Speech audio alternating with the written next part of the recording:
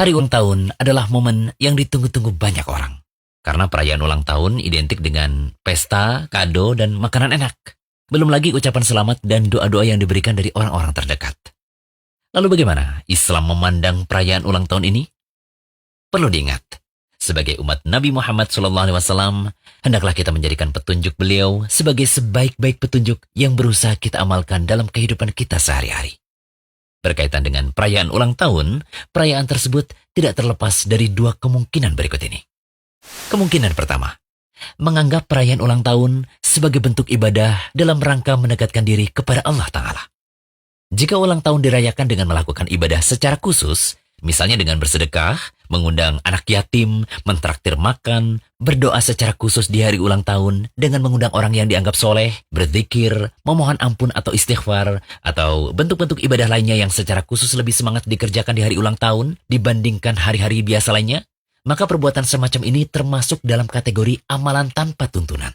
Karena berarti mengada-adakan ibadah yang tidak pernah diajarkan oleh Nabi SAW.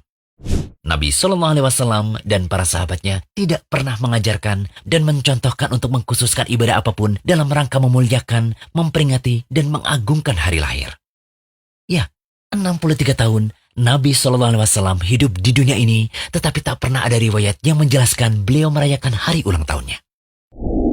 Kemungkinan kedua, jika perayaan ulang tahun ini dimaksudkan tidak dalam rangka ibadah, melainkan hanya tradisi, kebiasaan, adat, atau mungkin sekedar have fun saja, maka kategori kemungkinan kedua ini masuk ke dalam bahasan tasyabuh.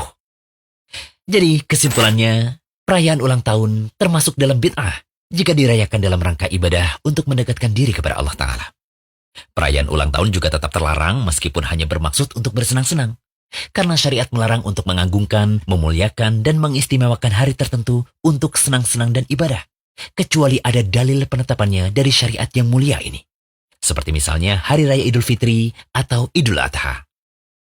Selain itu, merayakan ulang tahun akan menjerumuskan seseorang ke dalam tasyabuh terhadap orang kafir, yaitu perbuatan menyerupai mereka dalam tingkah laku dan karakter yang menjadi ciri khas seorang kafir.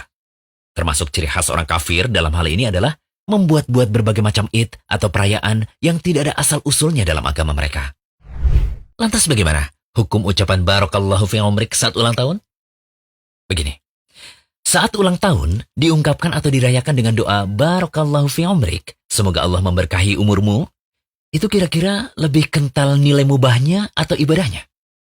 Tentu nilai ibadahnya dong, karena nuansa Islami dan semua muslim paham bahwa doa adalah ibadah. Sehingga lengkaplah keburukan pada ulang tahun yang diyakini lebih Islami ini. Keburukan tasyabuh yang dikemas dengan ibadah. Ibarat kata pepatah, sudah jatuh tertimpa tangga pula. Tasyabuh kena, bid'ah pun kena. Maka bungkus Islami tadi tidak mengubah hakikat. Seperti riba yang disebut bunga, atau suap yang dibahasakan sedekah, atau bahkan zina yang disebut suka sama suka. Hukumnya tetap sama, haram. Jika demikian, sikap yang Islami dalam menghadapi hari ulang tahun adalah tidak mengadakan perayaan khusus. Biasa-biasa saja dan berwibawa dalam menghadapi perayaan semacam itu. Mensyukuri nikmat Allah berupa kesehatan, kehidupan, usia yang panjang sepatutnya dilakukan setiap saat, bukan setiap tahun. Dan tidak perlu dilakukan dengan ritual atau acara khusus. Demikian juga refleksi diri. Mengoreksi apa yang kurang dan apa yang perlu ditingkatkan dari diri kita selayaknya menjadi renungan harian setiap muslim, bukan renungan tahunan. Benarlah kata Al-Hasan Al-Basri, seorang tabi'in terkemuka yang menasihati kita agar bisa merenungkan bahwa semakin bertambah tahun, semakin bertambah hari, itu berarti berkurangnya umur kita setiap saat. Wahai manusia, sesungguhnya kalian hanyalah kumpulan hari. Tatkala satu hari itu hilang, maka akan hilang pula sebagian dirimu.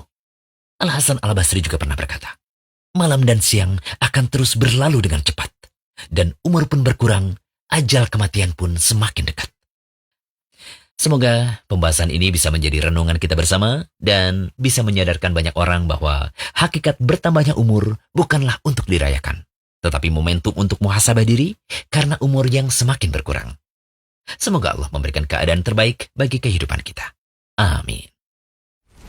Jangan lupa kunjungi rumaiso.com. Update setiap hari, insya Allah.